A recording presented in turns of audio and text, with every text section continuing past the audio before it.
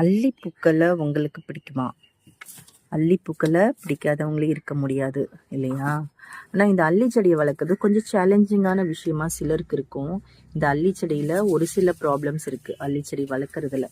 அதில் முக்கியமான ப்ராப்ளம் அப்படின்னு பார்த்தா இந்த மாதிரி பாசி படிகிறது அல்லி செடியில் எப்பவுமே. ஏன்னா டைரெக்டாக இது வெயிலில் எக்ஸ்போஸ் ஆகுது இல்லையா? அதனால இந்த மாதிரி பாசி படியும். இந்த மாதிரி பாசி படிஞ்சதுன்னா அந்த செடியோட வளர்ச்சி பாதிக்கும். பூக்களோட வளர்ச்சியும் செடியோட வளர்ச்சியும் பாதிக்கும். அதனால முடிஞ்ச அளவுக்கு அல்லி செடியில் இந்த மாதிரி பார்த்து அதில் இருக்கக்கூடிய அந்த பாசியெல்லாம் நம்ம ரிமூவ் பண்ணி எடுத்துடணும்.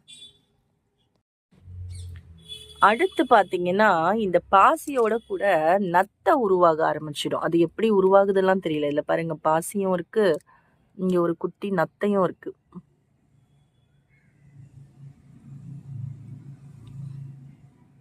அது கரெக்டாக பார்த்து கிளியர் பண்ணி எடுத்துடணும். எடுக்கலை அப்படின்னா அது இலைகள் எல்லாம் சாப்பிட ஆரம்பிச்சிடும். தண்ணி கலங்கினதுனால எனக்கு நத்து தெரியல. இதை எடுத்தாச்சு. இந்த பாசியோட சேர்ந்து இந்த நத்தையும் வந்துருச்சு.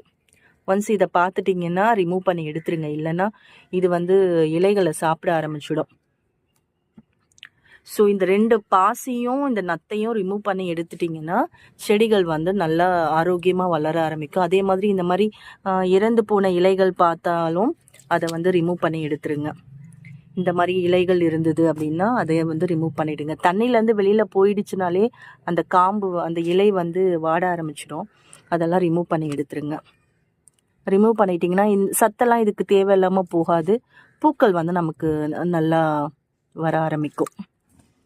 ஸோ இந்த 2-3 டிப்ஸை ஃபாலோ பண்ணாலே அல்லி செடியில் நல்ல பூக்கள் எடுக்கலாம். Happy gardening.